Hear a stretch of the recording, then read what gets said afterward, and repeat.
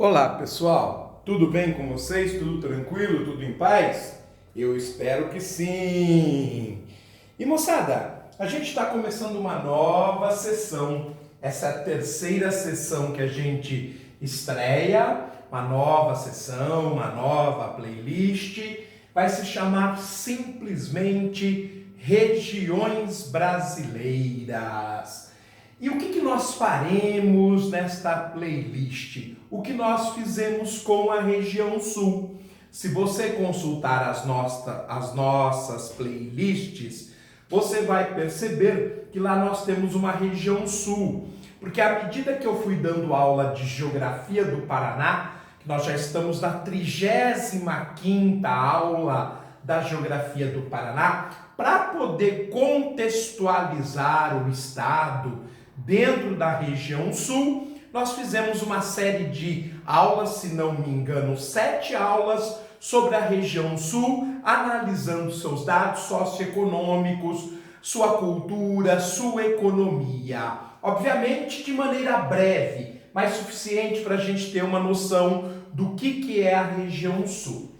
Como em Geografia do Brasil, na playlist Geografia do Brasil, nós começamos a estudar o Brasil de fato, o nosso país de fato, e aí surgiu a necessidade da divisão regional. E eu dei duas aulas de região norte, então eu resolvi ampliar para que a gente tenha suporte para entender o Brasil. Tanto que eu não estou trabalhando o Brasil daquela forma tradicional que se trabalha nas escolas. Começa-se com a geografia física, depois a geografia humana e geografia econômica. Não, claro que nós vamos fazer toda esta sequência passo a passo e com o nosso nível tradicional de aprofundamento.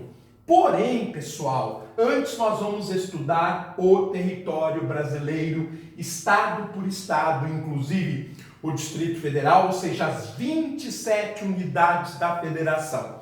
Para que você tenha noção do que é realmente o Brasil, está nos faltando muito conhecer o nosso país. Aliás, o próprio governo brasileiro demonstra que não conhece o nosso país, por isso ficar remendando a nossa economia ao invés de resolvê-la, um país que tem uma riqueza inacreditável. E é isso que nós vamos fazer, nós vamos dar suporte para você conhecer o país. Então aqui não é um canal só para o vestibular, é um canal para todos. Por isso, gente, não esquece de deixar seu like, seu joinha, positivar o canal. Nós temos 20 visualizações num vídeo e 5 curtidas. Não, gente, vamos nos ajudar. Eu não peço para todos entrar no programa Apoia-se, ou depositar um pouquinho na poupança, ou fazer uma contribuição pelo PayPal, ou conversar comigo diretamente para depositar numa conta para ajudar esse canal. Mas se você deixar um comentário, se você compartilhar o vídeo nas suas redes sociais, dar um joinha, cada um destes atos significa alguns centavos. Acontece que se todas as pessoas que entrarem no canal nos ajudar com isso, dando alguns centavos, isso vira alguns reais. No final do mês, dezenas, centenas de reais. No final do ano, a gente pode trocar lousa, pode trocar câmera, pode comprar mapas novos, pode comprar programas de edição. Então, essa colaboração que a gente está fazendo com vocês, com mais de 400 vídeos, vocês poderiam nos ajudar também colaborando de uma forma super simples, dando like, dando joinha. Bem, pessoal, então a gente vai começar primeiro, não região por região. Primeiro nós vamos fazer uma introdução sobre o estudo da formação do território brasileiro. E aí sim a gente começa a analisar cada uma das regiões brasileiras, são 5, Norte, Centro-Oeste, Nordeste, Sudeste e Sul, levando em conta, evidentemente, a atual divisão regional, que é de 1988, mesmo ano da nossa aviltada Constituição, e Então, gente, óbvio que como o IBGE fez a primeira divisão em 1942, teve algumas transformações. E antes de começar a analisar propriamente dita a região norte, parte a parte, nós faremos o seguinte, então. Nós vamos contar um pouquinho também dessa transformação regional que o Brasil foi vivendo de 1942 a 1988. Tudo bem, gente? Eu ainda não decidi a periodicidade dessas novas estreias. Com esta estreia, que são as regiões brasileiras, nós estamos estreando em junho 3 novas sessões, 3 novas playlists. Estreamos na quinta-feira Economia, estreamos ontem, sábado, Meio Ambiente, estreamos hoje, domingo. Nós estamos estreando a sessão, a playlist Regiões Brasileiras. Vamos lá? Bom, vocês sabem que o Brasil é um dos maiores países do mundo, isso a gente já falou diversas vezes no canal, há várias aulas, há um programa do Jornal do Masa só sobre dados socioeconômicos do Brasil. O Brasil que é o 5º mais extenso país do mundo, com cerca de 8,5 milhões de quilômetros quadrados. Também é o 5º no quesito população, embora este ano o Paquistão deva superar a população brasileira, nós que estamos bem próximos dos 210 milhões de habitantes. Ocupamos a parte centro-oriental da América do Sul, como nós já vimos na aula nas aulas sobre geografia do Brasil. É só você olhar na playlist, no conjunto de playlists Geografia do Brasil, que a gente detalha esse posicionamento. Na parte oriental, na parte leste, nós fazemos fronteira com o Oceano Atlântico, é o nosso famoso litoral, com quase 7.400 quilômetros de costa, isso não levando em consideração os recortes. Se a gente levar em consideração os recortes, como por exemplo, o Golfão Amazônico, o Golfão Maranhense, a Baía de Todos os Santos em Salvador, o Recôncavo Baiano e assim por diante, esse litoral ele cresce para quase 9.200, precisamente 9.198 quilômetros de costa. Nossas fronteiras são de quase 17.000 quilômetros, é um país continente na verdade.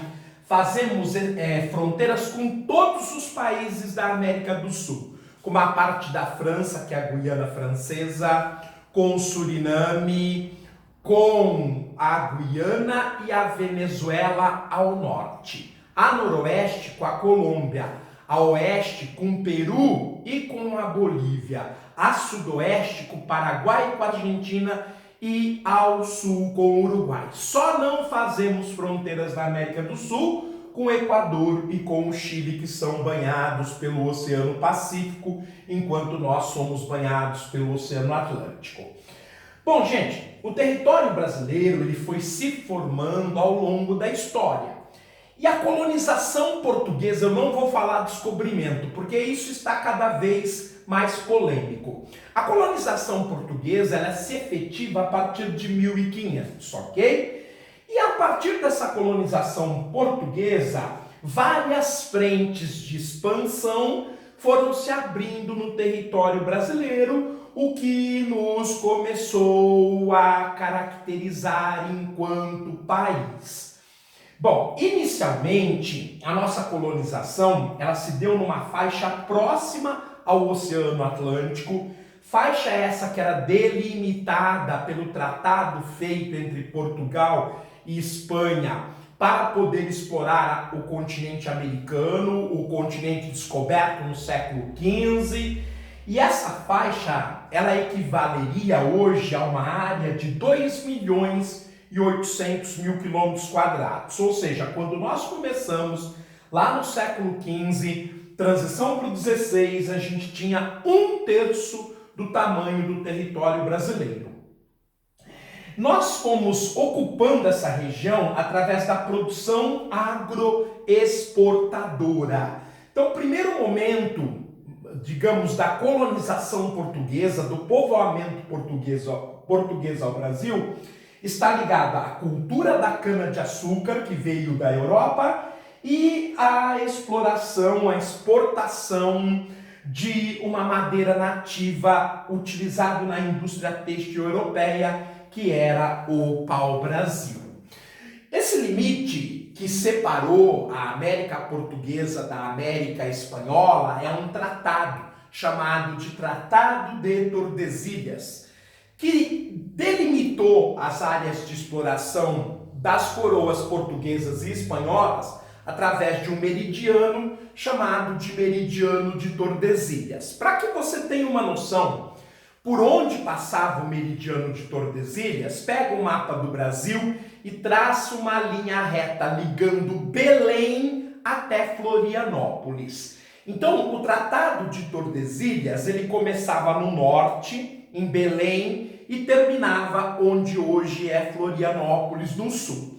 Tudo que estivesse à direita, a leste, portanto, pertenceria à coroa portuguesa. O que estivesse a oeste, à esquerda, pertenceria à colônia espanhola, de tal maneira que 1/3 do atual território brasileiro pertencia aos portugueses, 2/3 no oeste pertenciam aos espanhóis.